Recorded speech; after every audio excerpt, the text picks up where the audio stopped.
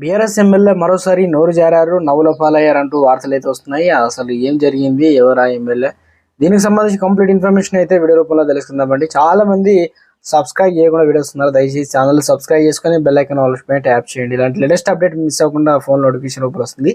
Like చేయడం మర్చిపోతున్నారు, దయచేసి లైక్ చేయండి. లైక్ చేయడం వల్ల ఇటువంటి ఇంపార్టెంట్ ఇన్ఫర్మేషన్ అందరికీ తెలుస్తుంది.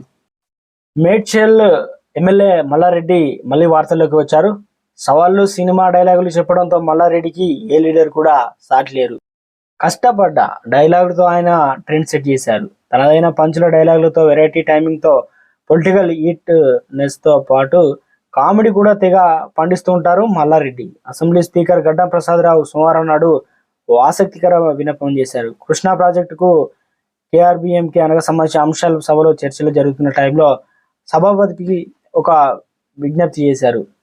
ఒకటే విషయం, ఒకటే సెకండ్, ఒక రిక్వెస్ట్ చేస్తున్నారు. అంటే 14-15 తేదీల్లో వసంత పంచమి ఉంది.